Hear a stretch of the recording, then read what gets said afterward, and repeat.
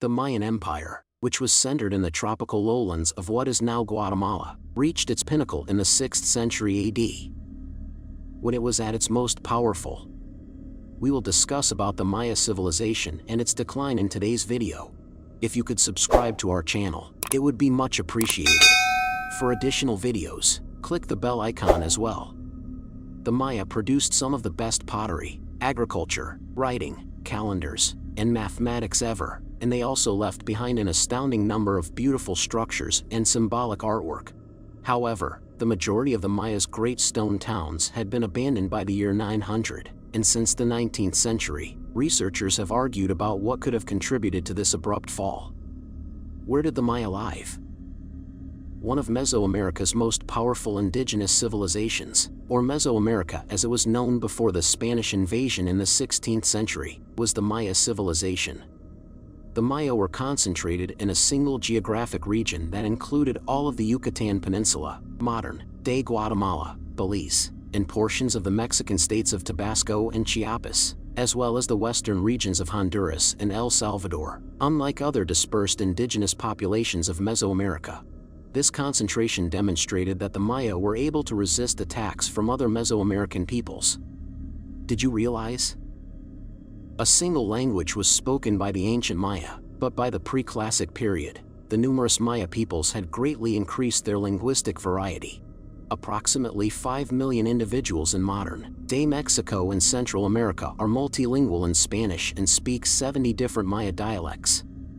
The northern Maya lowlands on the Yucatan Peninsula, the southern lowlands in the Petén district of northern Guatemala and surrounding portions of Mexico, Belize, and western Honduras, and the southern Maya highlands, in the mountainous region of southern Guatemala, were the three distinct sub-areas where the Maya lived within that expanse. Each had its own unique environment and culture. The Maya of the southern lowland region are most well known for having attained its pinnacle during the classic period of Maya civilization, d. 250 to 900, when they constructed the magnificent stone towns and monuments that continue to captivate explorers and academics of the area. The pre-classic or formative period, sometimes known as the first Maya towns, began approximately 1800 BC.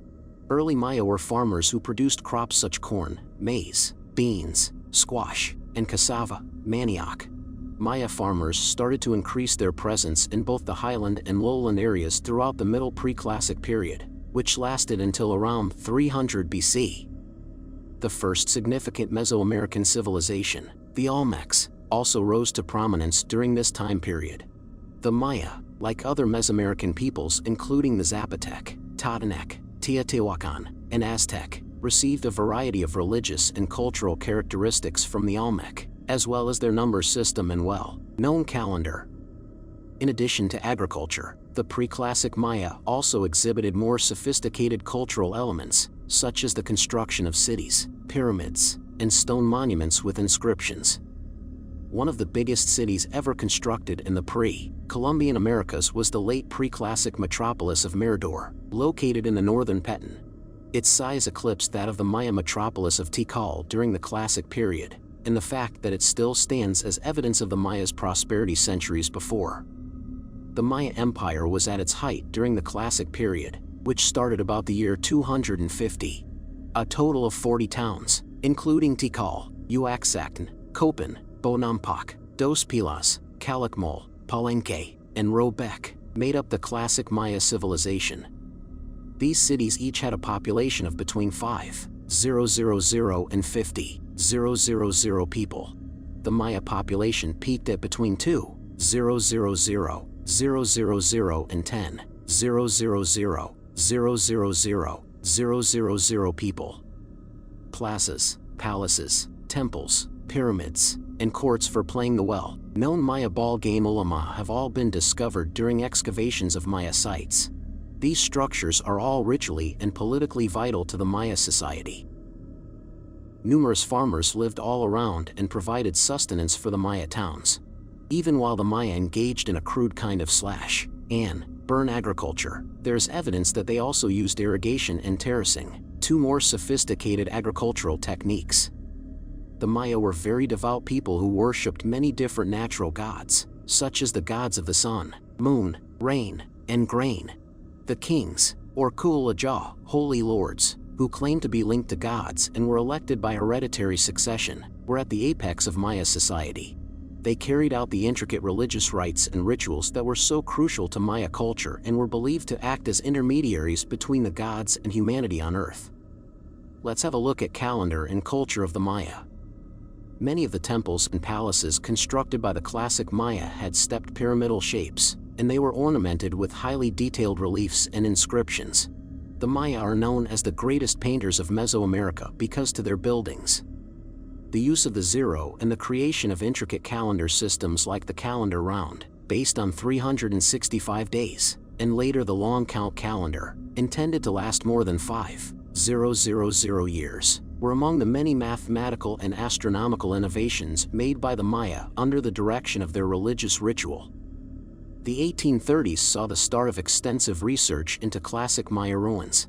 A little section of their hieroglyphic writing system had been deciphered by the early to mid-20th century, and new information about their history and civilization had emerged. The majority of what is known about the Maya's architecture and art, including the stone carvings and inscriptions on their structures and monuments, comes from what is still standing today. 4 of the Maya's codices are known to have survived. The Maya also created paper from tree bark and wrote in these codices, which are books made of this paper. They are also credited with some of the first applications of rubber and chocolate. One of the many amazing things about the Maya is that they were able to create a successful civilization while living in an environment that was dominated by tropical jungles. Ancient societies were able to flourish in drier climates because they concentrated their management of water resources and used irrigation and other techniques to get the most out of their water supplies. The Teotihuacan people, who were in the Mexican highlands around the same era as the classic Maya, were able to experience this. In spite of this, there were not a great number of rivers in the southern Maya lowlands that could be used for trade and transportation, and there was also not a pressing want for an irrigation system. The findings of the research led the researchers to the conclusion that by the late 20th century, the climate of the lowlands had really become very biologically diverse. The Maya were able to make use of the land's plentiful natural resources, such as salt, limestone for construction, and obsidian for toolmaking and armament, despite the relatively low concentrations of silver and gold in the region, which was a cause of frustration for the European invaders. Jade, feathers from quetzals, which were used to ornament the beautiful clothing of Maya monarchy, and seashells, which were used as trumpets in rites and war, were among the many treasures that the environment also contained for the Maya. Jade was particularly prized. How did the Maya fare? From the middle of the 8th century to the end of the 9th century, the Maya civilization was thrown into disarray by a series of mysterious occurrences. By the year 900 AD, all of the classic settlements in the southern lowlands had been deserted, and the Mayan civilization that formerly thrived there had disappeared. The reason for this unexpected decline is still a mystery, despite the fact that researchers have proposed a variety of theories that are in direct opposition to one another. Some people believe that by the 9th century, the Maya had left their surroundings so inhospitable that they could no longer sustain a substantial population there. This theory is supported by the fact that they were no longer able to do so. Other Maya historians are of the opinion that the continual struggle between competing city-states was the cause of the disintegration of the complicated military, family, through marriage, and economic links that existed between them, as well as the pre-existing dynastic system of power. As the prestige of the holy lords diminished, their complex traditions, including the numerous rituals and ceremonies that were formerly central to those traditions, descended into chaos. The classic Maya civilization may have perished as a result of a cataclysmic change in the climate, such as a prolonged and severe drought. This is the last but not the least possible explanation. Cities such as Tikal would have been especially hard hit by a drought due to the fact that their precipitation was necessary not just for drinking but also for the irrigation of agricultural land. There is a possibility that the death of the Maya civilization in the southern lowlands was brought on by factors such as prolonged strife, severe drought, excessive population density, and unsustainable land use. During the whole post-classic period, only a few Maya communities, such as Chichen Itza, Uxmal, and Mayapan, were able to maintain a healthy population and lifestyle in the Yucatan highlands, a.d. 900, 1500. However, by the time the Spanish invaders arrived in the area, the majority of Maya were already living in agricultural villages, and their majestic cities were covered in thick jungle vegetation. Are there still Maya people? Modern-day Belize, Guatemala, Honduras, El Salvador, and areas of Mexico are home to Maya ancestors. The majority of Maya people living today call the country of Guatemala home.